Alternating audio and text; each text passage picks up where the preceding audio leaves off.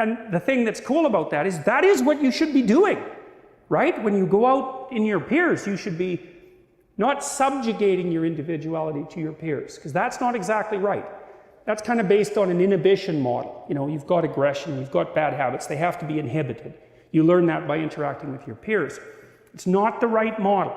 Piaget, that's a Freudian model. Piaget was correct about that. He basically pointed out that what should happen is, let's say with your aggression, and hopefully you have some, is that it gets socialized. And so you learn how to play games, but you don't drop your drive to win. You integrate that in the games. And so you try to win, you try to play hard, but if you're defeated or you hit something negative, you don't respond negatively. And you can keep that all bounded within being a good player, a fair player.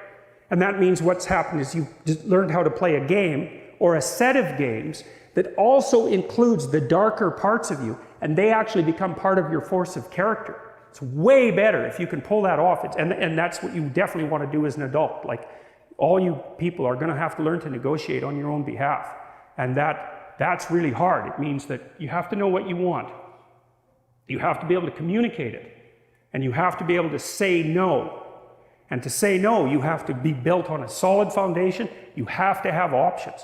So you got to remember that as you go through your life. It's like, if you don't have options, you can't negotiate with someone. And if you're not willing to use them, they win, period. Because if you're asking your boss for more money, say, the answer is no. Because he doesn't have any spare money lying around that he can just give to you. And lots of other people are asking. So some of that's zero-sum stuff, you know. Not all of it, because often you cooperate with people and the whole pot can grow. But some of it's zero-sum.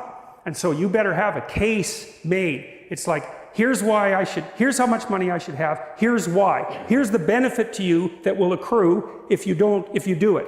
Here's the consequences that you don't. They're actually real, they will cost you, and I will do them. It's like, then you can negotiate. And you don't do that rudely. But those arguments, you better have them in order. Like, so for example, if you're going to negotiate for a raise or a status shift, you better have your resume at hand, all polished up, and know where else you're going to look for a job, and you better be able to get one. Because otherwise you're weak, and you will not win the negotiation. And if you're too agreeable, so you're conflict avoidant, you will make less money across time. That's already been well established. And that's because you don't have teeth. Not enough. And so in the little micro contests that you're going to have every day, you're going to incrementally lose to people who are more aggressive, who have bigger teeth. And that's what happens. So don't let that happen. You place yourself so you can negotiate, because otherwise you're just a facade. And in a real battle, a facade is just torn down right away. So yes, well, say no more, right? Well, the cricket, he's supposed to be helping the puppet out, but he overslept. It's like, that's just another indication that he's not everything he could be yet. And that's really, that took me a long time to puzzle out with regards to interpreting this movie. I could not figure out, all right, I told you this, if the bug is the person who opens the hero narrative and who can guide the transformations of time and who has the same initials as Jesus Christ, it's like, and is like knighted by nature herself, why is he such an idiot?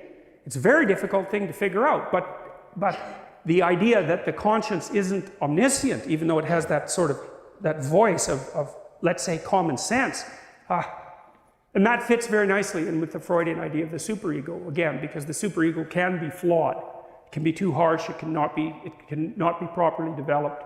You see that often with people who are orderly. So they're high in conscientiousness. Conscientiousness fragments into industriousness and orderliness. Orderly people like willpower. They're very judgmental, and they like things to be exactly where they're supposed to be, but they're also very self-punitive. So conservatives are much more likely to be orderly, by the way. It's one of the best predictors of conservative. Low openness is the best predictor, but right after that is high orderliness. So, and it's associated with disgust sensitivity, which is really an amazing thing. We'll talk about that later. Anyways, the cricket, well, he falls down his first day on the job. He's not as conscientious a conscience as he should be. So he's feeling pretty stupid. He's got his little millionaire clothes on there, but he's really not living up to them.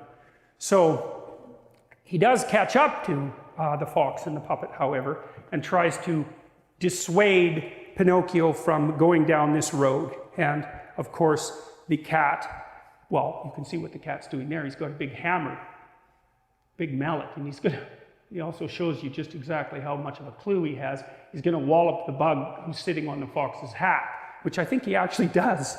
And, you know, then the fox can't get out of his hat and has to talk through his hat, which basically is what he's doing the whole time anyways. So this I really like. So you see on the left here, the cricket is speaking inside this flower, you know. And like I said, there's nothing accidental in these representations.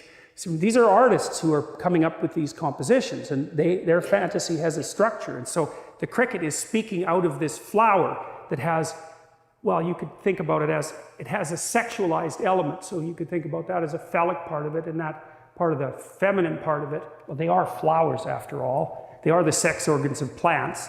And so, and that's very much the same over here as this is the yoni and lingam. This is from Hindu cultures. And so, and you see there's a snake wrapped around that. And so that's masculine and feminine with a snake wrapped around it. And that's a holy representation, you know, a sacred representation. And it represents the deepest reality. That's one way of thinking about it, like chaos and order surrounded by the snake. It's the same, exactly the same idea.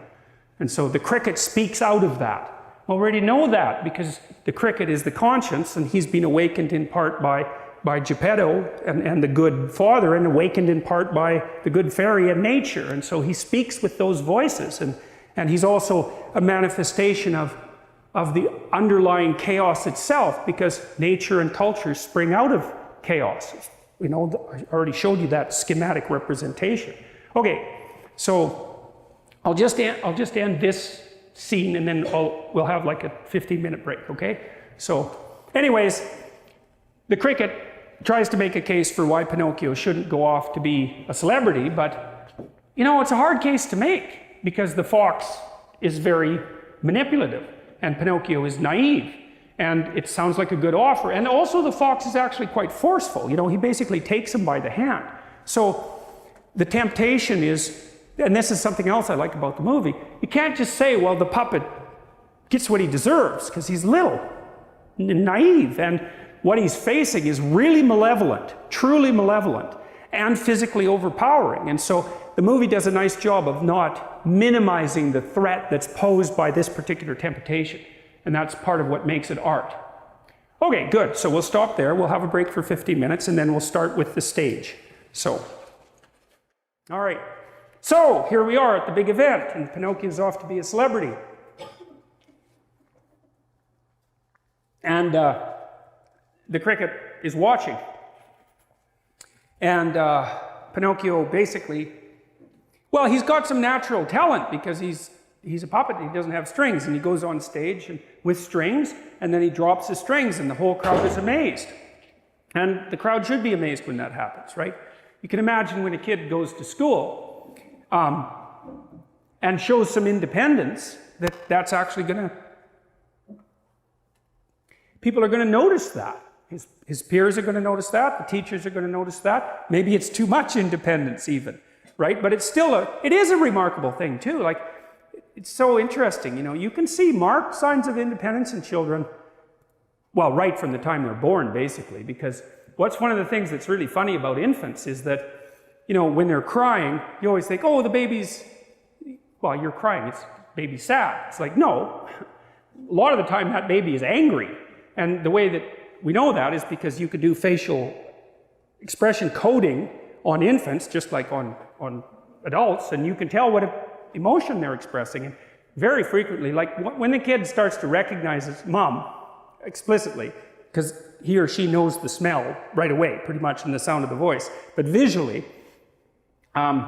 if someone who comes in and it isn't who the baby wants, so generally it isn't mom, the baby will start to cry. But it's not because the baby's sad, generally, it's because it's angry that mom didn't show up. And that's an early sign of will. It's like this kid wants things, like, and it's perfectly willing to tell you about that. And of course, a 2-year-old who's having a temper tantrum is in some sense doing the same thing. It's poorly integrated will and independence, obviously, but it certainly runs contrary to what you want. You don't want your 2-year-old having a temper tantrum in the middle of the toy store. It's extraordinarily embarrassing for you and, well, for you, but it's also embarrassing for the 2-year-old. This is one of the reasons I think that that sort of thing should be carefully socialized rapidly, because it's actually humiliating for the kid, because other people don't like that, and they're very judgmental about, like, they won't say anything usually, but sometimes they will, but they're not happy about the fact that that's happening, and they will judge the child negatively. And so you don't want your child to be behaving in a way in public that makes other people think badly of them. It's really not good. And so part of your job as a parent is to not expose your child to that sort of experience, especially not repeatedly. It's really hard on them. Or they get narcissistic, which is also really hard on them. It takes a lot longer to manifest itself.